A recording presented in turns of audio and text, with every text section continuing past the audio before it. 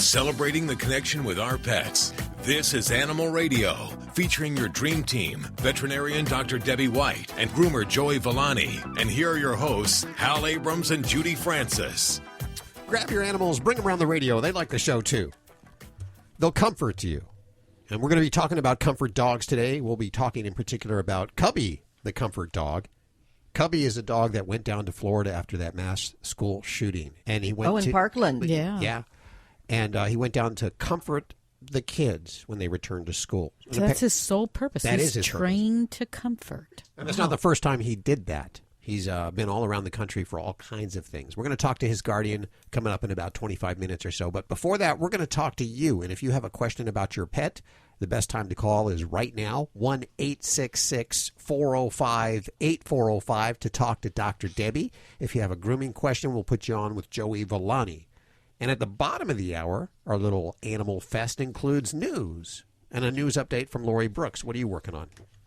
Okay, I have to ask Dr. Debbie a question. Okay. I remember with horses that it was a human year was 3 horse years.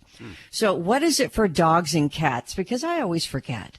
Well, I personally kind of ascribe to that basic 1 to every 7, but we know in those first couple of years they do mature faster. My example is that, how many, so a dog is 1 year of age, which would be 7 years of age in humans, right? But yet they can already have had 2 litters. So how many 7-year-old children do you know that can have babies?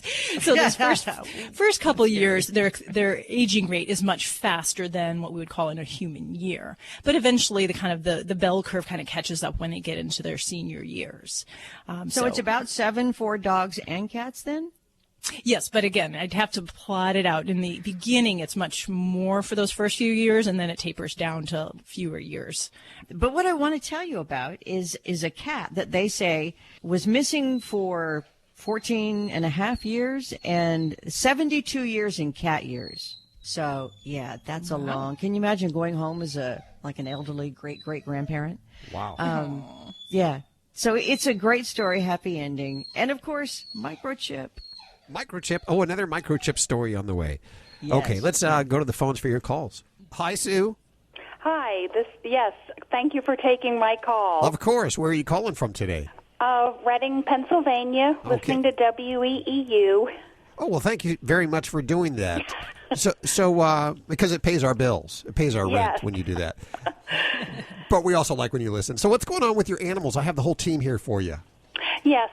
We have a 13-week golden retriever puppy, and she was one of 11 pups in the litter. And ever since we've had her, she literally inhales her food at every meal. And it's small chunks, like pea-sized, and she is gaining weight, about 1.5 pounds a week. It's just that she doesn't come up for air when she eats.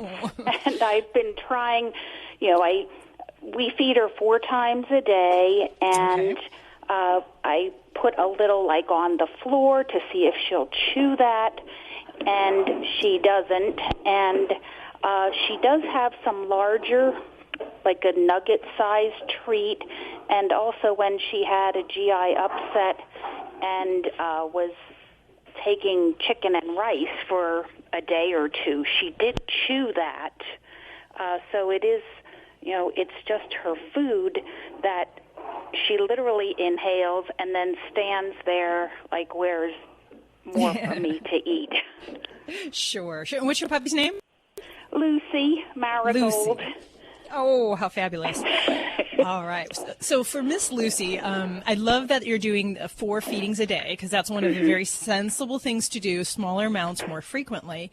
And in this, obviously, 11 puppies in the litter, this can be a result of just competing for resources. When you got so many pups and they have to work hard to kind of fight for their food, it's not unusual. So the other kind of tool that I would ask you to try is going to be some specialized food bowls. There's a couple different varieties and brands out there.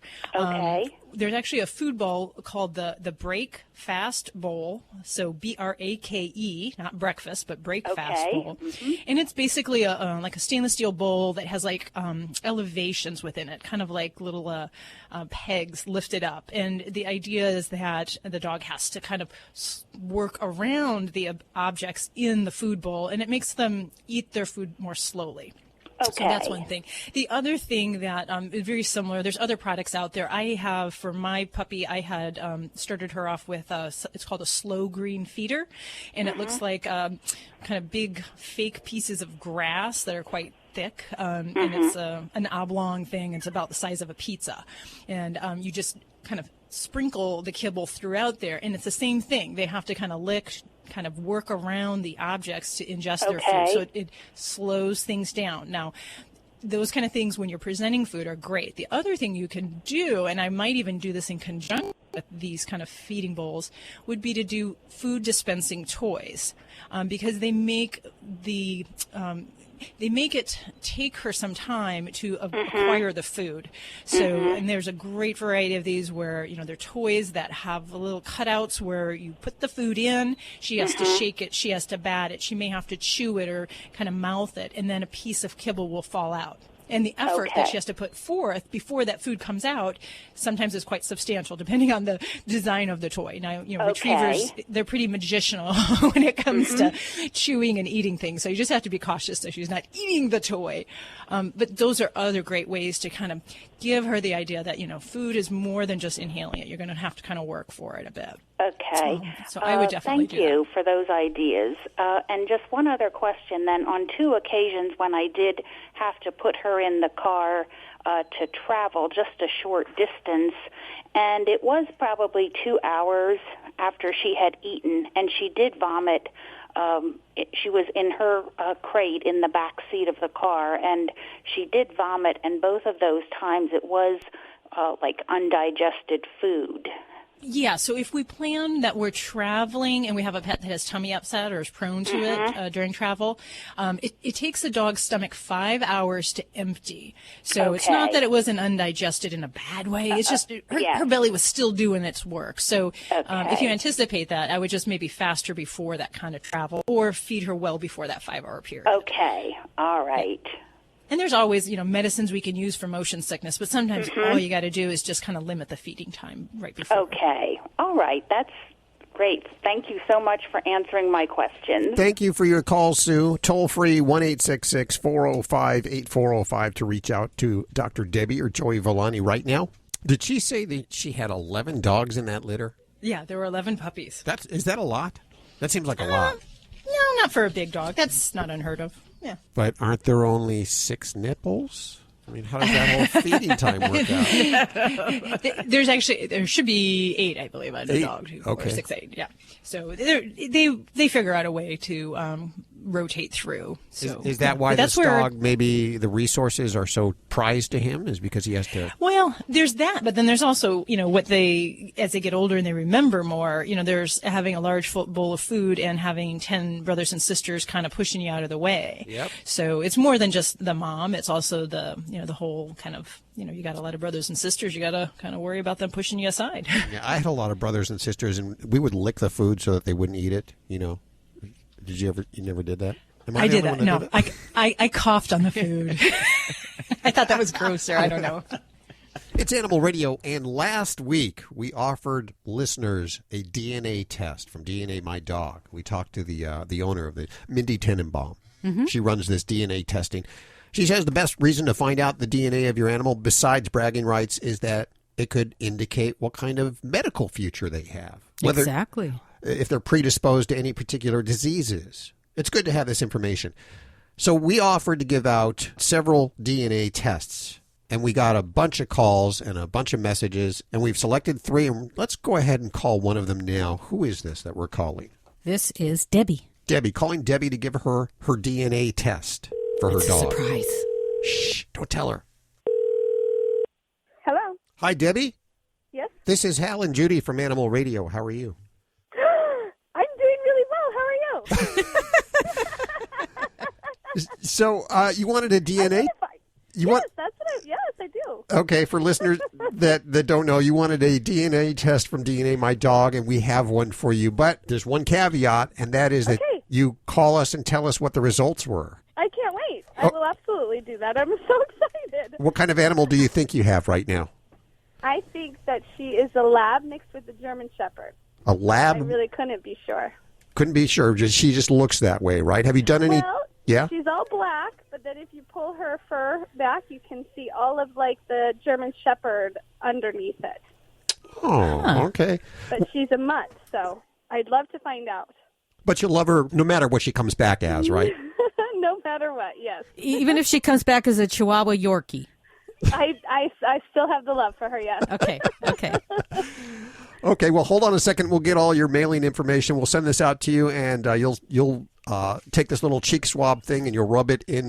What's your dog's name? Brooklyn. Brooklyn. I love that. You'll rub it in Brooklyn's mouth, and hopefully it won't take more than a couple of seconds. You'll send that swab off via regular snail mail, and we'll get the results back, and we'll talk about them. Okay? Yes, thank you so much. Hold on for 1 second. Okay, thanks so much. We're going to have Rob Jackson on. He is the CEO and top dog at Healthy Paws Pet Insurance, and he tells me that 1 in 3 pets will need urgent vet care this year.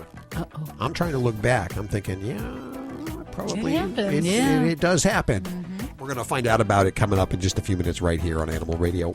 Now, this healthy serving of Animal Radio is brought to you by the grain-free Red Barn Naturals canned food for dogs and cats. Always made in the USA with natural, functional ingredients to support your pet's optimal health. You can learn more over at redbarninc.com. And thank you, Red Barn, for underwriting Animal Radio. You're listening to Animal Radio. Call the Dream Team now at 1-866-405-8405. Hi, this is John O'Hurley. You're listening to Animal Radio. And remember, most importantly, please spay or neuter. We can't tell you why canine caviar is the only alkaline-based dog food, but we can tell you alkaline is proven to minimize the risk of renal failure and pancreatitis, reduce scratching, cellular degeneration, and disease, keeping your furry friend youthful and healthy longer. And those are the reasons we can fit into this short commercial. But by visiting caninecaviar.com, you'll see exactly what we do to make a better food for your dog. Try the one and only alkaline dog food risk-free. Canine Caviar. You're listening to Animal Radio. Call the Dream Team now at 1-866-405-8405. That never gets old. No, it doesn't. It is Animal Radio, and Judy always dances us in to the from the commercials into the set here. I can't sit still. 1-866-405-8405 to reach out to the Dream Team. In a few minutes, we're going to talk to Rob Jackson. He's the top dog at Healthy Paws Pet Insurance, and he's going to tell us why we needed pet insurance so badly. And of course, as I always say, I'm one of those guys. I don't have pet insurance for my pets. I just put a little money away into my savings account, but not everybody could do that. He thinks you should be buying his service. And why wouldn't he? I mean, he would be a horrible CEO if he didn't want you to buy his service, right? That's right, yeah. You know, I'm going to add something real quick on that because my dog Buster had cancer surgery. Now, this is going back a long time ago. Uh-huh. If we didn't have the insurance, it would have ended up costing us $11,000. Holy moly. Insurance covered $8,300 of the $11,000. Okay, so... You know what? We were lucky, and I know what you say about because I always did the same thing. Well, you know, if my dogs get sick, but if you get hit with something that's that hard, and they actually saved his leg, was the whole thing. Otherwise, they were going to remove the leg, but that's why it was so expensive. Now this is. He was 2 years old. He's going to turn 16 in September. So, Wow! You know, Wow! There you go. So it saved you. Absolutely. Absolutely. I mean, we would have paid it no matter what, but it's much better come from insurance than coming out of my pocket. Damn straight. Yeah. You are the 1%, Joey. The 1%, because hard to believe only 1% of us have health insurance for our pets. See, I think now that I know what I know, I think if I got a new pet, a puppy or a kitten, a young pet, I would start off with insurance. Okay, well, Rob's going to come on and tell us why you need the insurance in just a few minutes right here on Animal Radio. Also, next hour, we're going to be talking to the guardian of Cubby the Comfort Dog. This little guy went out to Florida to comfort the kids that were involved with the school shooting that happened in February. And I believe he's been in other places, too. We'll find out. Other tragedies, yes. When we talk to his guardian coming up next hour right here on Animal Radio. What are you working on, Lori? Oh, gosh. Ladies, you're probably going to kick yourself. And this is another reason to not wear makeup, because scientists are saying that your makeup could be really harmful to especially your dog. I don't wear makeup. Don't look at me. I don't wear makeup. Do you put makeup on the dog? Are you? Joey would advocate that. Yeah. A little eyeliner. No, I've worked with a cosmetic company that had pet makeup. So. Oh, no. Yes. Yep. You know, the pet industry has become so profitable that just about everyone's trying to hop into it right now. Anyway, we're going to go to the phones in just a couple of seconds. Toll free at 1-866-405-8405. And let's go to Monique. Hi, Monique. How are you? Very good. How are you? Good. Where are you today? I am in Atascadero. Oh, Central California. So what's going on? I have the whole team here for you. Well, I have this fabulous cat along with my other 4, but he thinks he needs to pee in his water bowl. Pee in his water bowl? And he's a perfect aim. Oh, he is. Well, is this a small bowl he's shooting for, or is this more like a dog-sized bowl? It's a dog-sized bowl, but he climbs in and pees. All right. So has he always done this, or is this a new thing for him? No, this is a fairly new thing. And is there anything else going on? Any other kind of issues using the litter box? Any other accidents he's having elsewhere in the home? No. He generally gets to go outside, and they've got a kitty window. They can come and go as they please. And when there isn't food in the food bowl, when he thinks it ought to be there. This is when he does this, when there's no food in the food bowl? Oh, okay. Well, this isn't, I know everyone's going, oh my God, this is so strange, but this is not unheard of. Some cats will do this, and we do see it a little bit, actually in wild cats, different kinds of jungle cats. They'll actually urinate in water. And some think it's a way that they can help to disperse their smell. Others would say it's a way that they actually would claim a resource. So anytime I have a mature cat or an older cat, I will always say, you need to make sure, see your veterinarian, make sure we don't have a urinary disorder. That's always the full disclaimer on something like this. Sure. If that is proven to be not a problem, then I look at that this could be some kind of either a marking behavior or what we call a substrate preference. A little bit of difference. Some cats will mark to show their territory. Other cats will urinate in places because they prefer the surface. So we see this in cats. If you've ever heard of cats urinating in the bathtub or the sink, this kind of behavior may happen on a regular basis for some cats. Other cats will only do it when they're having a urinary disorder or there's some kind of discomfort. So that's kind of my other argument for making sure we do get this guy checked out. If he's an indoor-outdoor kitty, we certainly have a lot more possibilities for the desire to mark territory, inner cat issues, different social stresses and things like that. So a couple of things. The simplest thing that I do recommend for cats that are doing this is actually to elevate the the water bowl. So you can either prop up the water bowl a little bit on some boxes or some books, or just get one of the standing water bowls. It makes it far more challenging. Now, not to say it can't happen. You could have you could have a very acrobatic cat that can still kind of perch his body up there and urinate, but it makes it a harder thing to do. So that's just one kind of quick thing to try. But then, the other things we look at are going to be making sure that we're addressing any social issues or other intra-cat issues. So if he is going outside, is he seeing other cats? Is he doing this as a marking behavior? If so, then we might look at pheromones. When he is indoors, we may close the blinds. We may encourage you to keep him indoors, not only just for marking behaviors, but his own safety, because that helps to decrease that kind of social stress of him going out, smelling, seeing those other cats, and then coming inside and feeling like, he could have to mark those territories.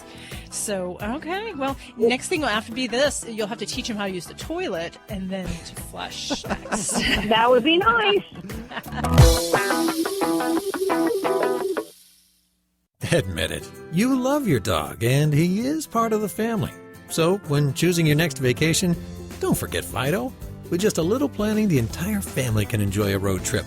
To find the best vacation spot for Spot, subscribe to Fido Friendly. the travel and lifestyle magazine for you and your dog, where each issue includes hotel and destination reviews, where both you and Fido are welcome. Go online to FidoFriendly.com and find out what all the barking's about. This is an Animal Radio News Update. I'm Lori Brooks. These days you will see canned foods, especially like canned tomatoes and more acidic foods, and products like baby bottles that are labeled BPA free. So we humans are getting less BPA since it has been studied and known to be dangerous, but scientists are studying how BPA and now BPS, closely related chemicals, affect pets. These endocrine disrupting chemicals are found in thousands of everyday products, ranging from plastic and metal food containers to detergents, also flame retardants, toys, and makeup. Experts in this area who have been doing this research say it is parabens that are used as preservatives in cosmetics and moisturizers, even shaving creams, that are causing these problems. And it could explain why dogs that live indoors have increased rates of diabetes, kidney failure, and hypothyroidism compared with those pets that live mostly outside. Both cats and dogs can ingest those dangerous parabens from their food, but urine tests show that dogs which were tested had a paraben level 7 times higher than cats. Holy moly. Now, I'm not a mathematician or anything, but these scientists are, and they did a lot of recalculating and extrapolating and stuff, and for some reason, cats are primarily exposed to parabens in their food. Isn't that used for, for the lining of cans, BPAs? Exactly. Vegetables that are acidic usually. And that's why you'll see it more often on cans of tomatoes, because tomatoes are acidic and it would eat through the lining of the cans. So now they take the BPA out, and it doesn't last as long store shelf wise, but that's why it's also a preservative for makeup and stuff. It keeps it from getting contaminated from bacteria and stuff sooner than it would otherwise. Huh. I always want to come back in like 100 years, 200, 500 years from now and see, look at all these things that we're using these days, and they go in 500 years. Oh my gosh, we had that, plague 500 years earlier because everybody was using BPA. And the fall of the Roman Empire due to the lead in gauntlets, and the gauntlets is like the drinking cups, goblets. Yes, goblets. Close. Lay down that goblet and the gauntlet. Finally, an orange cat named tabby cat named Thomas Jr., who was missing for 14 years. That is, I calculated 72 years in cat time, has been reunited with his dad in Florida. Thomas Jr. is his name, or T2, talking about the cat. That's what they call him, T2. He went missing back in 2004 after a hurricane, and luckily he had been implanted with a microchip just 2 years earlier. Now, since T2's escape, his dad had moved twice, once to Ohio, then back to Florida, but thanks to the dad's microchip information being current, up to date, a big key, it was very easy for the shelter to find him, to return T2 14 years later. By the way, let me just throw this in. The chances of a microchip dog being found and returned to its owner increases from 25 to 50% with that microchip. For cats, only 2% of unmicrochipped cats will be returned to their owner versus 25% of cats being returned to their owner if they have a microchip. So it's a good thing. And we have good news stories every week about pets that are reunited with owners because of microchips. Chip them. I'm Lori Brooks. Get more breaking animal news anytime at animalradio.com. This has been an Animal Radio News Update. Get more at animalradio.com. You're listening to Animal Radio. If you missed any part of today's show, visit us at animalradio.com or download the Animal Radio app for iPhone and Android. It's Animal Radio, celebrating the connection with our pets. And we will go back to the phones for your calls at 1-866-405-8405 coming up in just a couple of minutes. You can also ask your questions from the free Animal Radio app for iPhone, Android, and BlackBerry. And when students and teachers return to Marjorie Stoneman Douglas High School in Florida after the tragic Valentine's Day shooting. I was unaware that that happened on Valentine's Day. Yes, it was. It left 17 kids dead. It Wow. was a horrible tragedy. So when the kids returned, a team of golden retrievers were there to offer comfort and hope. And one of those dogs was Cubby. Cubby is from Fort Collins, and his guardian, Bonnie Fear, is joining us right now. Hi, Bonnie. How are you doing? Hi, I'm doing great. Thank you. Tell us about your dog. First of all, Cubby does have a boy's name, and she is a girl dog. Okay, I stand corrected. Boom, right off the bat.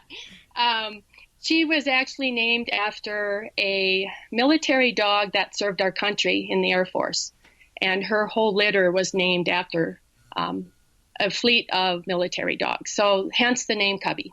And she's one of 30 dogs that visited this school. Is that correct? Yes. How did the kids react? Smiles. Yeah. Just if you looked in their eyes when they saw the dogs, you just could tell they were happy and just released that insecurity or that uncertainty of returning to school 2 weeks after the shooting. Now, there are a lot of therapy dogs that do a variety of things. They go to hospitals and visit sick children. Now, these dogs, are they trained just for this type of a specific tragedy, or do they do a variety of comforting for different situations? Well, there's actually two distinctions. So the therapy dog is a pet. It's someone's pet that they want to take out and serve a purpose. So they do the training. They can do local training for the therapy dog. Our dogs are actually comfort dogs, which means they're highly trained working dogs. They are trained in Northbrook, Illinois. They are bred in Northbrook, Illinois, and they are all golden retrievers. So they receive about 2,000 or more hours of training specifically to remain calm in crisis or disaster situations. So Cubby, when we fly her on the plane, if you don't see her get on the plane, you don't know she's on the plane. So they're trained to be quiet and just bring that comfort and hope to people who are hurting. And Cubby's part of a whole gang of comfort dogs from the Lutheran Church Charities Canine Comfort Dogs. And correct. So what does Cubby think of the whole thing? Does she love this job? I'm sorry, does she love this job? She does. And there's two aspects to her job. And one is when, and this is for all, I'm speaking for all the dogs, when the vest is on, they know they're working and they're trained that way. So as 8 weeks old as a puppy, they're trained in their vests. But I think the best part for all the dogs is when the vest comes off, they get a command called go play. And they love that command. They get to be a dog. They're not working. They can play with their balls or their toys or other dogs. We actually do that here at the end of the show. We just say go play. So go ahead. I do that as well. As humans, we do need to remember to do that as well for our own sanity. So is she someone's pet as well? No. She is actually owned by Redeemer Lutheran Church in Fort Collins, which means they sponsor the dog by volunteers. So our team right now has 24 volunteers. 10 of those are handlers. About 10 of those are what we call paw partners, which help the handlers when we take Cubby out into the community. And then we have people who pray specifically for our dog and our team, and we have a scheduler. Cubby actually has a schedule. She has 11 places in the community when she's not deployed that she does visit weekly. So we have to have that intact with the timing and make sure we have handlers that can bring her to those visits. What made a church become interested in sponsoring dogs? It just seems an unusual avenue. Well, Lutheran Church Charities actually out of Northbrook. Right now, we are Lutheran Church Missouri Synods. Right now, are the only churches who can actually purchase the dog. So it started in 2008, and we've grown from 4 dogs to over 130 dogs. So the churches, we found out 3 years ago, our church, by a comfort dog actually coming out to Fort Collins, and we're like, And we saw what that dog did. We thought, well, how do we get involved? So Lutheran Church Charities has a program from start training the dog till they called passing of the vest, to the church, who then officially gets the dog after it's fully trained. So why always golden retrievers? It's the best breed. I feel that Lutheran Church Charities feels has the demeanor and the ease, if you will, to train the dogs, because they're so calm and just receptive to people. They love people. Well, most dogs do. But the golden retriever is just probably easier to train because they're so mellow and just catch on very quickly. Where can we go to learn a little more about Cubby? She has her own Facebook page. Okay. So each dog has their own Facebook page and a Bible verse. So just go to Facebook, and it's Cubby Comfort Dog. She also has Instagram, Cubby Comfort Dog, and then Lutheran Church Charities if you want to check out all the other dogs and the puppies in training that are awesome to watch. We'll put all the links that Bonnie just mentioned over at animalradio.pet. Bonnie, thank you so much for joining us today. You're welcome. Go give Cubby a big old hug from all of us, will you? Yeah. Well, I will. Thank you very much. At Red Barn, our pet food ingredients work overtime. They aren't just there for show. Dandelion greens work to maintain a healthy digestive system. Salmon oil works to enhance the immune system. Green-lipped mussels work to support joint health. These hard-working ingredients support your dog's active, healthy life. Look at the label. We want you to. Red Barn Naturals Pet Food. Simply the best. Find it in your local pet specialty store. Visit redbarninc.com to save $1 on Red Barn grain-free canned food. Well, Dr. Debbie, you know in my spare time I do a lot of blog reading. Oh, yes, because that's where you get quality information, right? Yes. I was on the Daily Vet, which this is a blog, I believe, published under Pet MD, which I believe is published under WebMD, if I'm not mistaken. And there's a veterinarian on here that is anonymous. She won't tell me her name, or he won't tell me her name. She's nowhere in the article her name, because she's confessing to things that she accidentally did during her practice. Uh-oh. I wanted to ask you, Dr. Debbie, if any of these things have ever happened. And by the way, I will repeat, I trust Dr. Debbie implicitly with our animals. She's the best vet I know. Wait a minute. She can't do this anonymously now. No, she can't. Well, no. Hey, I have no problem answering this because, as anybody in a major town knows, when you go to the veterinarian, you're not just seeing the veterinarian. There are many other hands that touch your pet and that have contact points along the way. Sure. So maybe in a small town, a veterinarian is the only one handling your pet. But, I have staff members that do a lot of these routine tasks that this doctor has said, has had a problem with. So sometimes the little oopses that you forget things, it's because there's a staff member that is their job to make sure, all bandages are removed, all IVs are removed. And if that hasn't happened, ultimately it falls on my back as the veterinarian. But, I don't do each and every one of these tasks. So yeah, sometimes these kind of things happen. It's unfortunate, but we try everything by having protocols that these won't happen. And we do what we can to prevent it. Okay, so this first one is forgetting to take out the IV catheter when a pet goes home. Forgetting to take out the IV. Have you really? Somebody? Oh, yeah. That happens. Well, see, especially with a furry pet, because when we put an IV catheter in, we tape it in, and we often put bandages over it to secure it. But in a furry animal, it can get missed. So, yeah. And at our office, we have different protocols. We actually have a timer that says when that goes off is when the IV catheter is supposed to be removed. Some clinics only use a certain color bandage, so it's like bright pink. So it always gets noticed before the pet leaves. So you just have to find a strategy that works for your office. I drove away from a gas pump once without taking out the IV catheter. Yeah. It was very messy. What about leaving the thermometer in? Have you ever left the thermometer in? No, this is more of a large animal issue. And the thing with the large animals are we use, we have strings that go to the end of the thermometer so that they don't get sucked in. Yeah. But generally in dogs and cats, we don't leave a thermometer in and walk away. We do hold it in place because a lot of times, honestly, a dog or cat will push and it comes right out. So we pretty much keep our hands on the equipment for a dog or cat. Okay, this anonymous vet also admits that she accidentally cut a patient while removing bandages. Ooh. Yeah, it can happen. We do have specially made bandage scissors where this doesn't happen as likely. But certainly older pets, cats with really thin skin, it certainly can happen. So there's certain kind of tricky areas in the body we know to try to avoid, like the little flank, some certain areas around the armpits. So yeah, we just try to tread carefully along those areas. I would imagine you get a lot of poop samples coming in and out of the labs there. Oh, yes. Do you ever mix them up? Yeah, sometimes we could have at our office probably, I'd tell you, about 40 samples a day of poo. So that's a lot of dookie coming through the door. Yeah. So, the best things are for Wait, did you just say dookie? Yeah. Is that okay? I'm sorry. I just wanted to confirm that's what I heard. Okay, go on. Dogs do dookie. Okay.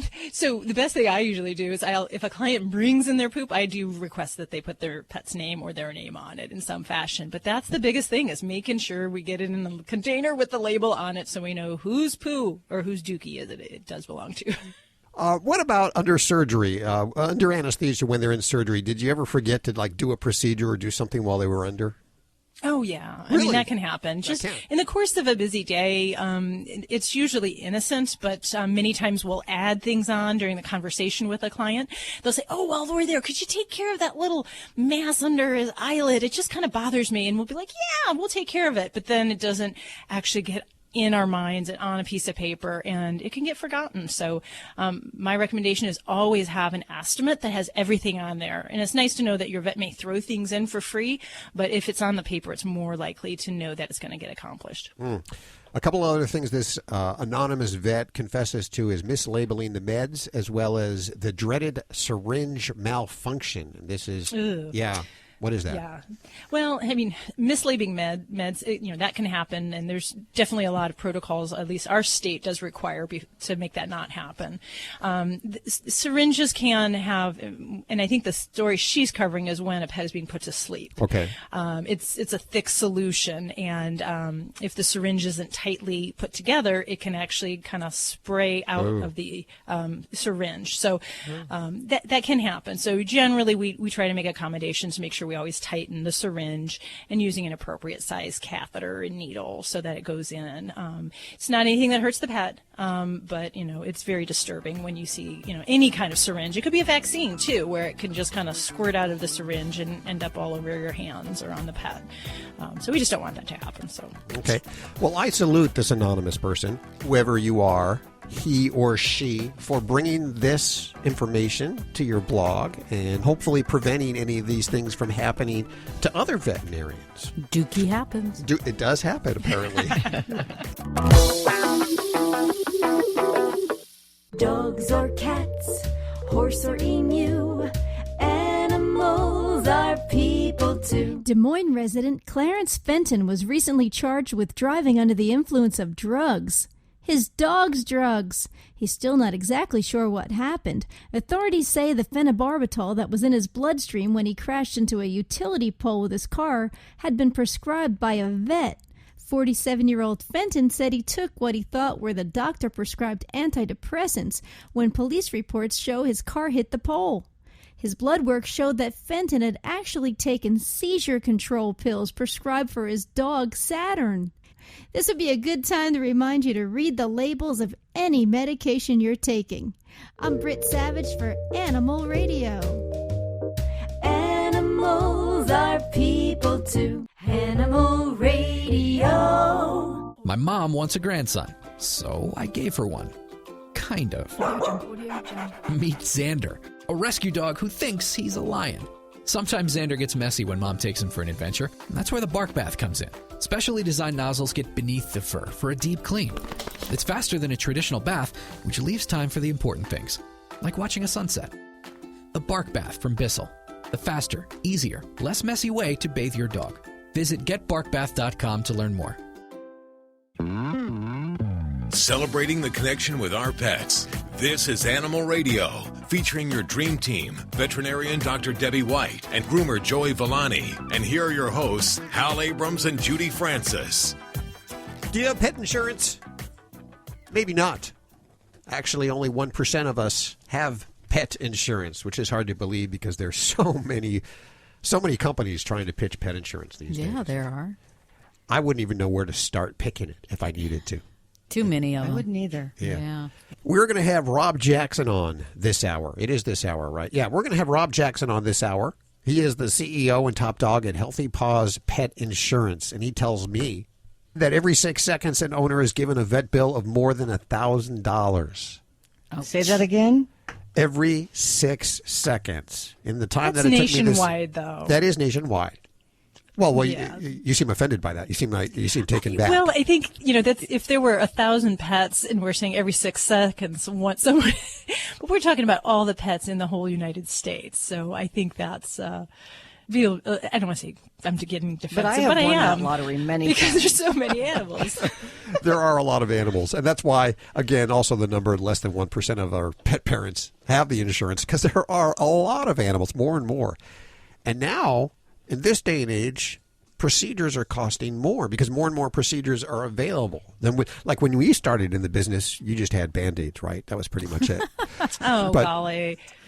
Now, well, I think the level of care has definitely improved as we've had more technology. Veterinarians have more training and education than ever before. So, it's all at the fingertips. And unfortunately, there's a cost with that. We're going to find out about it coming up in just a few minutes right here on Animal Radio. We're also going to do a check of the news at the bottom of the hour with Miss Lori Brooks. What do you have, Lori? I'm going to tell you about a story where if maybe, say, you have a cat that turns up missing, then maybe you should look in the school kid's backpack. I always do. That's the first place I usually check. But it's not so far-fetched these days. We have so many animal-loving kids out there. We'll give you the details on it, but it's a very darling story. And it's toll-free, 1-866-405-8405, and we go to Marshall. Hi, Marshall. Hi, how you doing today? Good. Where are you? I'm in Reading, Pennsylvania. Oh, a couple of calls today from Reading. So what's going on? I have the whole team here for you. Oh, that's tremendous. Okay, well, two things. The first thing is one of my cats likes to lick my fingers a lot. I understand it when I've been eating something salty like chips, but also he does it after I put on hand lotion, which I don't imagine is that good for them. So how serious is it? Well, as a single exposure, it's not likely to be of damage unless there's a couple caveats. Unless it's a medicinal lotion, women that are on estrogen creams, obviously there's definitely a direct risk of estrogen-related issues with that. But this isn't unusual. Cats and dogs are attracted to different components within lotions. There's petroleum jellies that actually, dogs would, if you put it on a spoon, they would tend to lick it and ingest it just because it has a taste. It has kind of like a flavor to it. So, long term, yeah, absolutely. Some of these things could potentially cause a problem. And I think actually in the news today, we're discussing some concerns with different types of chemical compounds that are in everyday products that we use that can actually be related to problems in pets as well. So, as a general, there's oils in there. There's probably lanolin. I don't have the bottle in front of me. It's a name brand. Eucerin is one of them. I used. Sure. But, yeah, and there's actually not right. Yeah, I wouldn't encourage that. Yeah, it's kind of cute, unless it's, we're licking salt off your fingertips, any kind of lotions or things we're putting on our body. I couldn't advocate that would be safe for your pet because, even these things that we use, they are still, the chemicals that are being used in these are still under regulation by the FDA, and some of them are still monitored. They may not be banned, but they're known to potentially cause problems. So that could be things like parabens, formaldehydes, phthalates. I personally have a skin these are in actually different kinds of cosmetics and consumer products that we apply to our bodies. It's used to preserve corpses from out. It is. Isn't that creepy? But yes, and women who use nail polish, there's a lot of formaldehyde in those type of products as well. So this is an area that we probably don't know as much as we'd like about and what kind of risk it has to animals. But I personally have a skin-related issue that I have to use shampoos and products that don't contain fragrance, don't contain parabens or lanolin. And it's just because of my health things. But does that mean that these kind of components have triggered a problem in my body and they could in other people's bodies? But they just haven't been manifested yet. So that's kind of the big question. But many of these. The question I have is about foods. You hear these ads, though, both dogs and cats. So your animals come from beasts in the wild. They should eat all protein, no grain, and that's what some pet foods are marketing. So, what is your take on that? Well, cats are carnivores, so they need to eat meat. So there's never a cat that should be a vegetarian. It is contrary to their genetic makeup and how they digest food. Now, they can have some carbohydrates, but they really should have the mainstay of a carnivore diet. Dogs are a little bit, you can kind of go a little bit both ways with them. But the kitties, they really do need meat. That doesn't mean that any grain is bad. I can't stand this kind of whole movement of, grain-free is the way to go. Because I've seen pets on grain-free diets still develop health problems. But it's just kind of a different philosophy. And the main thing I would tell you is that I always advise people to find what has proven to work for your pet. I had a client that was using grain-free foods because it was supposedly the healthiest choice, but the dog had chronic diarrhea.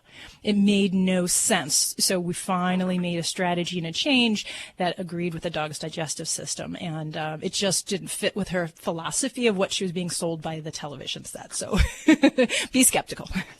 Okay, so in other words, you're saying if there is some grain in there, so I use, can I mention a brand name? Sure. Sure. It's for the cat canned food. It's ProPlan. Mm-hmm. Yeah. So I meant to check that list, but I opened it on my phone, but it was too complicated. I have to get to my computer. Yeah, no, and again, grains are not all bad. Now, if a diet is solely made of grains for a dog or cat, I have a problem with that. But corn, different types of quinoa, all these other kinds of things, rice, potatoes, they're carbohydrates. There's still some good nutritional value, but we don't want that to be the mainstay of the diet. There has to be some other kind of meat source in there. So, yeah, I think, it's good you're looking, but, I wouldn't overthink it too much here. Oh, all right. Well, thank you very much. You're welcome. Thank you for your call. Toll free, 1-866-405-8405 to reach out to Dr. Debbie or to Joey Villani right now. Hey, BJ. Hello. How you doing? Well, I just got unloaded, and now I got to go get an oil change. But I got a question about my dog. Good, because I can't help you with the oil changes. I grew up in a garage family, but I know nothing about it. Yeah, well, it takes 12 gallons and costs a lot of money. I know that. 12 gallons of oil? Yeah. Wow, I didn't know those trucks took that much. Yeah, 12 gallons. So what's going on with your animal? Cow. What's going on with your pet? Okay. I had Fuzzball out walking the other day. And he was smelling the ground, and he'd hit like one spot and just stand there, smelling. And I got to wondering, I can drop something in front of him, and he just kind of looks off like, da-da-da, there it is. I drop it in front of my wolf's nose, gone. Does he have the same, I know that they're supposed to have a certain amount of olfactories in their noses, so they got smellers. Uh-huh. But on a brachiocephalic dog like this, I have a Boston Terror rat. Okay. He don't have a nose. Does he have as many smeller spots in his nose as that 9-inch nose on that wolf? Or does he get cut short, and that's why he can't smell things? That's a great question. We do know that there's differences in the number of olfactory receptors in different breeds of dogs. Now, I probably would say I can't tell you exactly the numbers, but we know that what some of these different breeds were bred for and what they really develop for down the road, certain breeds, they may have longer snouts. They may have more surface area, and that may mean those are the dogs that perhaps are best for tracking, for scenting. When you look at a bloodhound or a German shepherd, these dogs have very large, long noses with more surface area. So, I probably have to look up some weird factoids about how many receptors, but I would say it's fair to assume that they have more than some of the small breed dogs with the short little faces, the brachycephalics, as we call them, because they just developmentally didn't have the need for that. They have the big bulgy eyes, the big gorgeous face, and that's kind of why they were bred to be close to a lot of the humans. Now, we do know that cats have a much poorer sense of smell compared to dogs. And I can tell you that they have the receptors, I believe, are in somewhere around the 20s, whereas some of the dogs, it's up to like 170 centimeters squared. So this is something where we can say, dogs that definitely have a better sense of smell, and they have longer noses than cats do. So we always would say, boy, why don't the cats smell the stink of their own poop? That's why.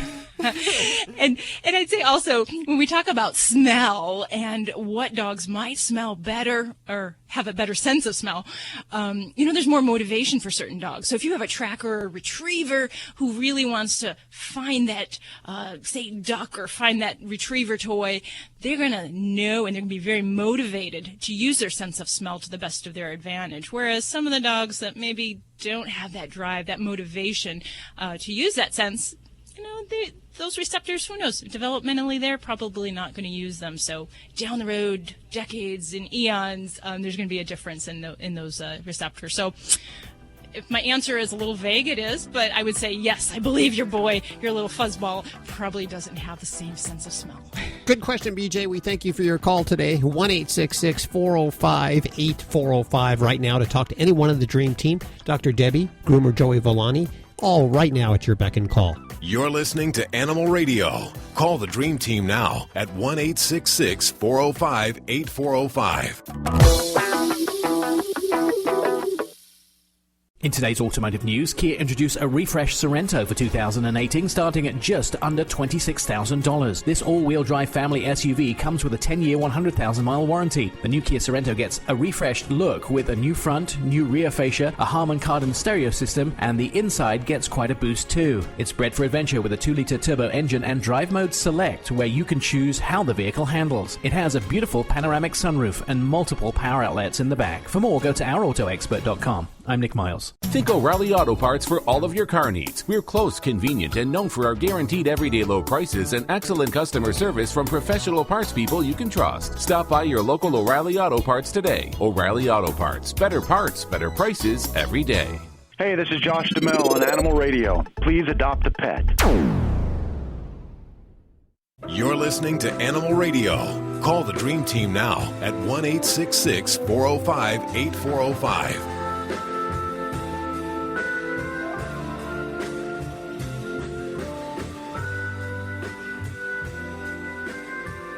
It is Animal Radio, and we are just moments away from talking to the CEO of Healthy Paws Pet Insurance, Rob Jackson. He tells me that 1 in 3 pets will need urgent vet care this year. Oof. And I'm thinking how many pets we have. That's you do the odds. It's not good. But he thinks insurance is the answer, as he should. And we'll be talking to him in just a couple of minutes right here on Animal Radio. Lori, what are you working on? Well, we heard all of not all of, that's what I'm going to tell you, was the extra thing that we've just learned from United Airlines about another incident that they had on top of those horrible 2 that you probably already heard about. Man, that is one bad week. I wouldn't want to be in marketing for United Airlines. No. That would be a tough gig. Okay, and are we ready to go to the phones? Can we do that now? Let's do that. Okay. Hi, Lynn. How are you doing? Lynn? Fine. Yes. Where are you calling from?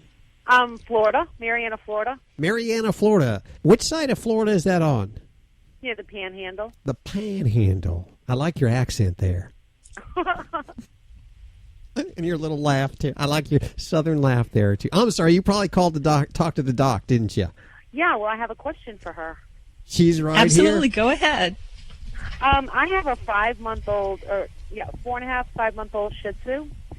And he likes to eat his poo. Ew, lovely. Not funny. Yeah. Yeah. And then you have And poo is that? left.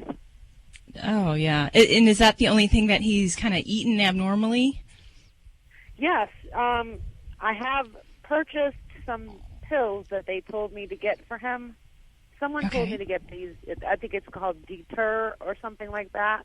And you give it to him for 2 weeks, and then he's off for 2 weeks. But it doesn't work. And somebody else told me about Adolf meat tenderizer, but I don't want to give him that because It's full of sodium. Yeah, and he's probably tender enough, right? Oh, he is tender. He's very tender. So I don't know. And I've also been told it's a deficiency, that they do it because they're deficient in something. But I just need to figure it out and have him stop. Yeah. Now, you said he's a youngster then, right? Oh, yes. Okay. All righty. Well, this is a kind of an unfortunate behavior that a lot of dogs have, and we do see it primarily in puppies.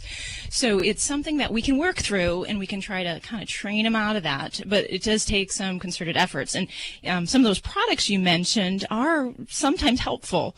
And when you feed those either powder or tablets to the pet, it imparts a nasty taste to the stool, which, is already kind of a crazy thing to imagine that poop tastes good in some way. But they can be helpful as an adjunct to try to help this stop this behavior. But it does take some behavioral techniques as well. And one of the big things that I would tell you with a puppy is we want to supervise the potty time.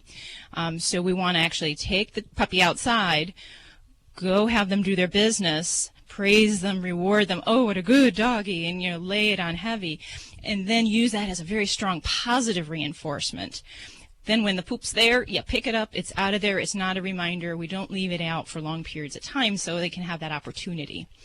It becomes hard if we let the doggy go outside and do it at will on his own, because there's no way of actually monitoring what's going on there. Mm-hmm. No, and a lot of people and I don't know, maybe in your dog you've seen this where you try to correct them with the poop, and what happens if you catch them in the act? Well, I'm a truck driver, so he usually runs into his crate, and sometimes he stashes it in there. So I'm checking it multiple times a day. He just kind of looks at me and like, what are you talking about? This is mine. Yeah, and for some dogs it can become kind of a bit of a game where when we give the correction and tell them no or give that to me and we kind of chase them, it actually perpetuates that behavior, and that makes it something fun that they've just got some attention over.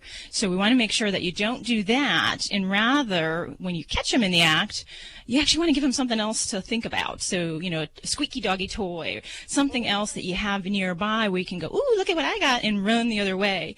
And then hopefully we'll drop the poop, and he'll find something that's more interesting. Well, we so try that's to really pick important. It up immediately as soon as he does it. We're very diligent about picking it up, but sometimes if one of us is sleeping and the other one is driver, and you can't just stop in the middle of the road and pick it up. So we have to pull over, and by then he's already crated it. I mean, he's got it in his little cave, and he's just so proud of it. Yeah. It's not and you did mention some concerns. You mentioned some concerns with like a health problem. And in a young pup, I'd say probably not very likely that there's a health problem. But we would want to check a stool sample, make sure he doesn't have any kind of intestinal parasites. For older pets that do this behavior, we look at nutritional problems or metabolic problems. But I'd say it's probably nothing medical. It's more just a training type thing we're just going to have to get through. And there's hope. So I keep up with some of those remedies over the counter, and try some of those techniques, and I think we'll kind of get him past that and get him to focus on something else. This is Dr. Debbie with Animal Radio. 1-866-405-8405 to reach out to Dr. Debbie or to Joey Villani right now. You're listening to Animal Radio. Call the Dream Team now at 1-866-405-8405. Hi, Joanne Worley on Animal Radio. Hello! And please spay and neuter your pets. Be a responsible pet owner. As a matter of fact, spay and neuter your friends' pets also. Give it to them as a present. What a good idea.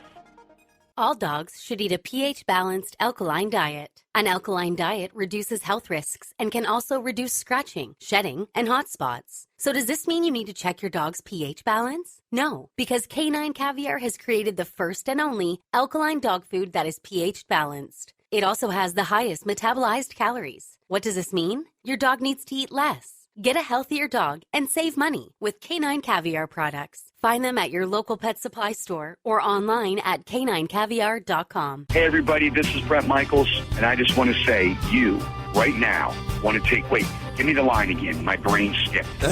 Brett Michaels. I just had one of my brain hemorrhage brain farts. Oh, Go don't ahead, do that. say Don't do one that. more time. I don't want to be responsible for that. Trust me, it's me. Go ahead. Animal Radio. Brett Michaels, Animal Radio. You got it. I knew the Animal Radio. Like, okay, here we go. Hey, this is Brett Michaels. You're listening to Animal Radio, and take care of your pets. They will rock your world.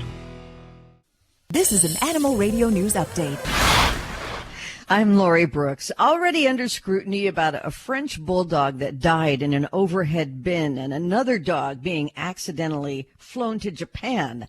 United Airlines has acknowledged yet its third animal-related mistake in that same week earlier this month. This latest case, we found out, happened when a United flight was diverted to Akron, Ohio, after the airline realized, oh no, a dog had been loaded onto that flight by mistake, but it was already in the air. So that plane was headed to St. Louis, Missouri, had 33 passengers on board. So what do you do when you're an airline that's had as bad of a week for pet disasters as United had that week?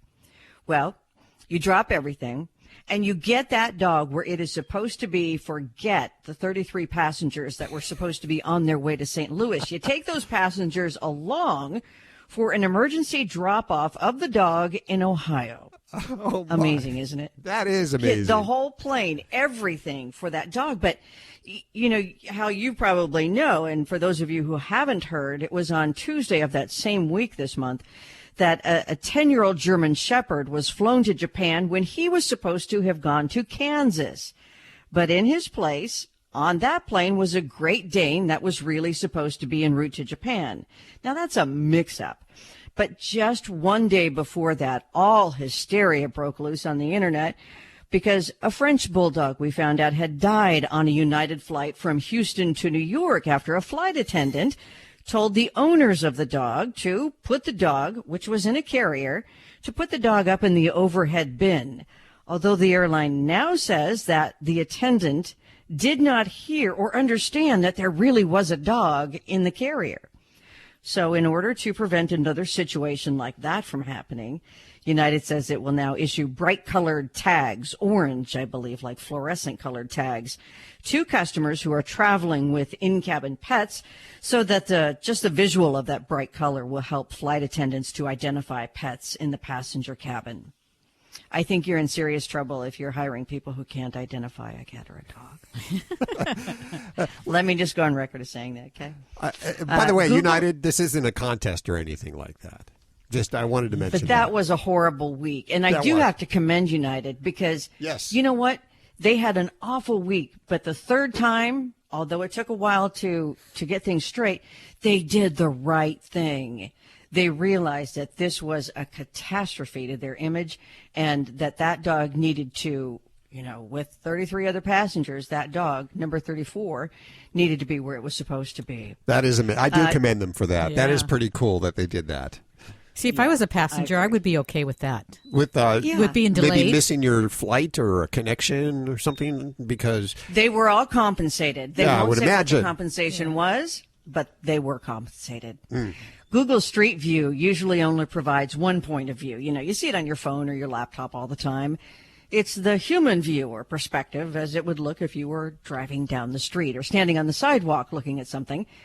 But now Google Japan is giving users a sense of what a place looks like to a dog by attaching a small camera to a harness, and they're using 3 Akita dogs to give us this perspective. And ironically, the first city where they've done this in Japan is the birthplace of the Akita breed. And it does add a special touch, too, that you can see the dog's fluffy ears and their curly tail as you turn around to any spot. It was heartwarming, I thought. Now, I think it is safe to say that there is definitely a big-time animal-loving student in Mrs. Geipel's 4th grade class in Virginia. Because, you know, class was going on as normal one day this month.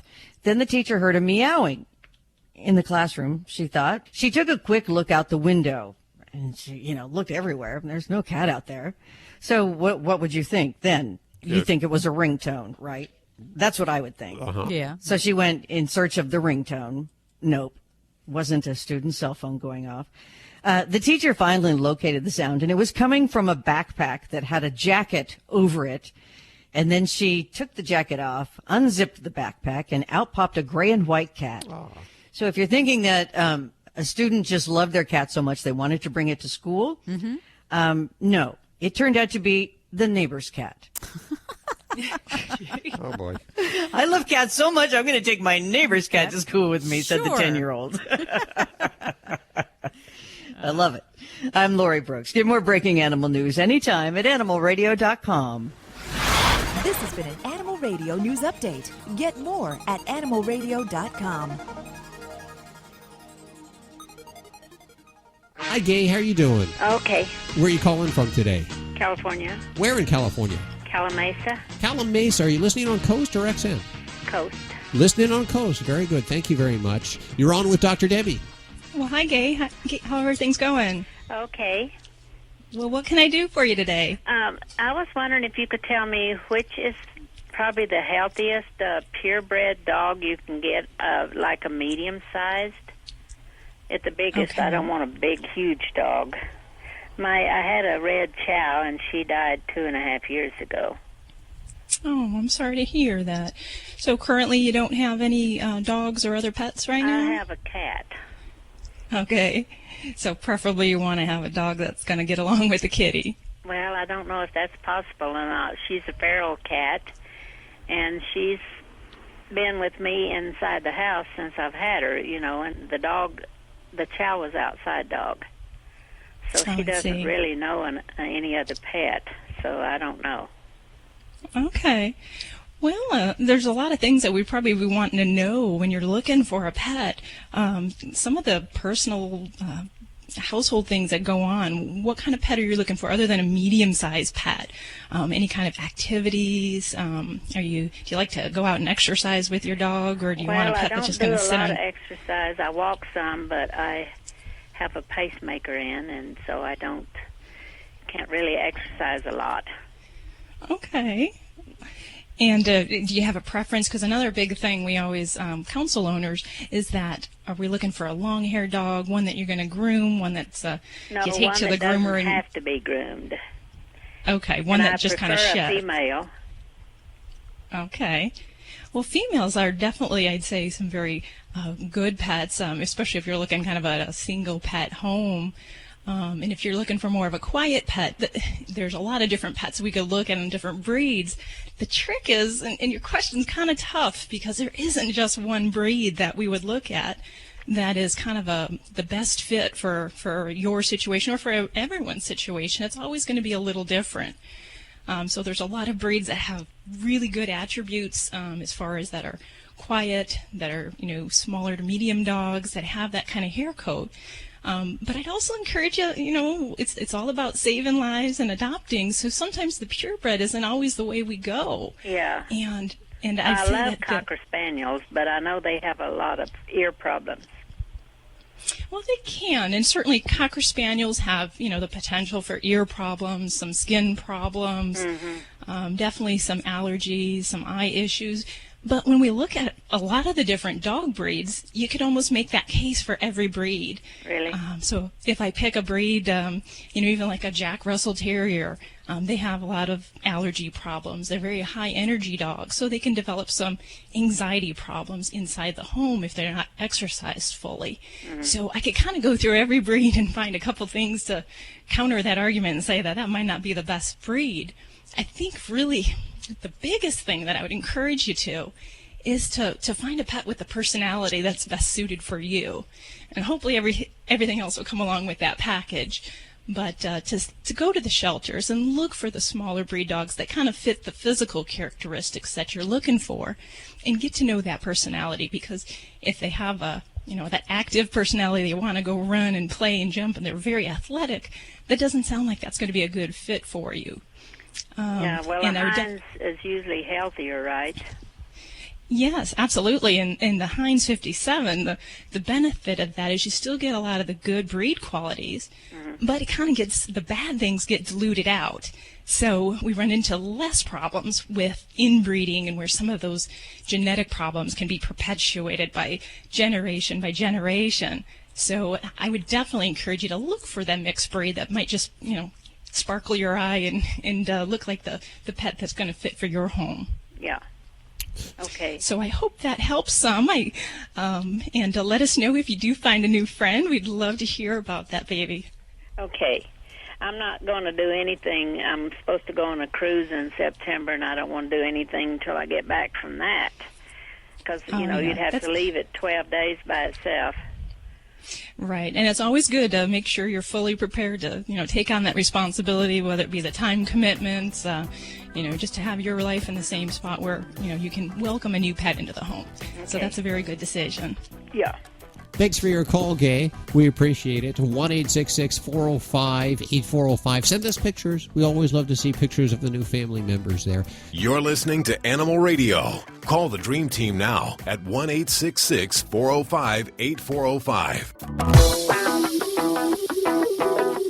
In today's automotive news, we spent a few days test driving the Kia Stinger on ice. With all the safety systems on, navigating an ice racetrack was simple, but take those safety systems off and you'll see why the engineers at Kia invented them in the first place. A Kia spokesperson told us that all-wheel drive will become a pillar of Kia in the future. Right now, Kia are known for their economical cars and a 10-year, 100,000-mile warranty. The new Stinger is turning heads, including mine. For more, go to ourautoexpert.com. I'm Nick Miles. Think O'Reilly Auto Parts for all of your car needs. We're close, convenient, and known for our guaranteed everyday low prices and excellent customer service from professional parts people you can trust. Stop by your local O'Reilly Auto Parts today. O'Reilly Auto Parts. Better parts, better prices every day. Every day you strive for faster, easier, and less messy. So wouldn't you want the same experience for your dog? Bissell understands the challenges of bathing your furry friend and the even bigger mess it can create. The Bissell Bark Bath is an all-in-one system for pet parents, eliminating the frustrations and messy cleanup that is inevitable when washing your four-legged family members. Bathing your dog is faster, easier, and less messy with the Bissell Bark Bath. Visit getbarkbath.com to learn more. You're listening to Animal Radio. If you missed any part of today's show, visit us at animalradio.com or download the Animal Radio app for iPhone and Android.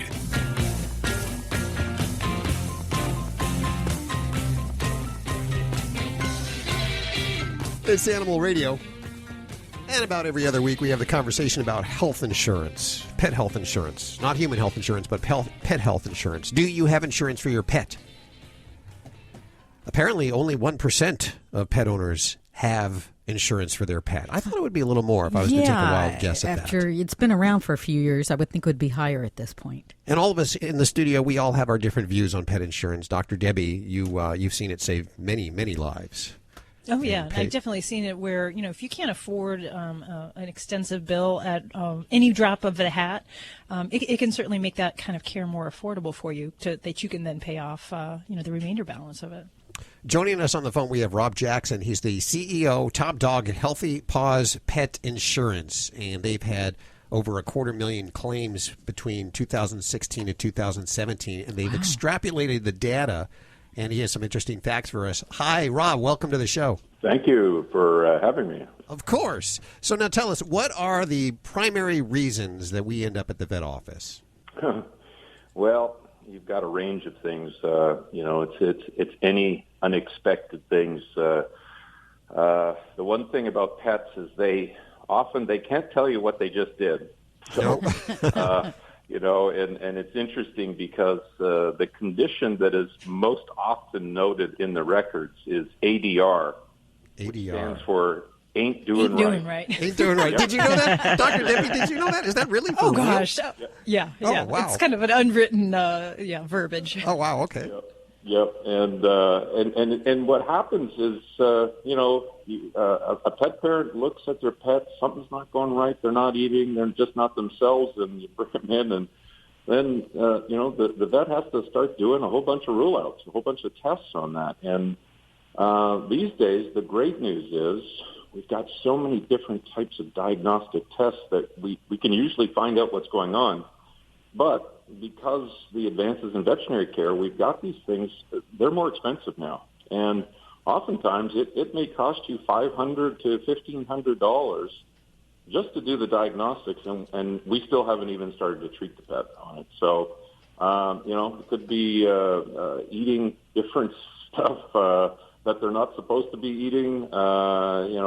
They get into all sorts of things like that. So those are the things that are kind of unexpected. And then, of course, you've got the various diseases, cancer, and that type of thing that do hit various breeds on it. But, the bottom line is pet parents, those are the ones that buy pet health insurance. Pet owners really don't. And I sort of define that as a pet parent is if you feel that your four-legged friend is a member of the family, generally you're going to be looking at making sure that you can always provide the best veterinary care to them. You have in your research that 1 in 3 pets will need urgent vet care this year, and that every 6 seconds an owner is given a vet bill of more than $1,000. So I go to Google and I Google pet insurance, and there's a plethora of companies. Why is it less than 1% of pet parents in the United States have pet insurance? There's 85 million households in the United States that have pets in them. And as of 2017, 1.8 million of those households actually have pet insurance on there. So it's starting to grow, but it's still a very, very small percentage. And but I do think we are starting to see a little bit of an upward climb on that as more people are really aware that pet health insurance actually even exists. And people are finding out about it oftentimes at their work. It's starting to be a very popular voluntary benefit. Not that people are buying it a lot, but I think they're finding out that pet health insurance is actually an option. How do we pick it, and when is the best time to get it? Because I imagine there's certain breeds of animals that are predisposed to, like, hip dysplasia and leg problems. Is it better that we get the insurance before any of those set in, obviously? Because I would imagine pre-existing conditions don't get paid off. That's a great question, and it is probably one of the most important things. Yeah, pre-existing conditions are not covered by anybody, obviously, and, otherwise people would just wait around and then go ahead and buy the insurance on it. So the best time to get it is when your pet is in the starting gate of life. If we can get that, what you've really done is you've reduced the odds that pre-existing conditions are going to decrease your coverage. Even if you've got hereditary congenital conditions, as long as the clinical symptoms are not present prior to enrollment, those are going to be covered down the road on it. So absolutely. And sometimes people say, oh, well, mine's just a puppy. I'll wait until it's 3 or 4 years old.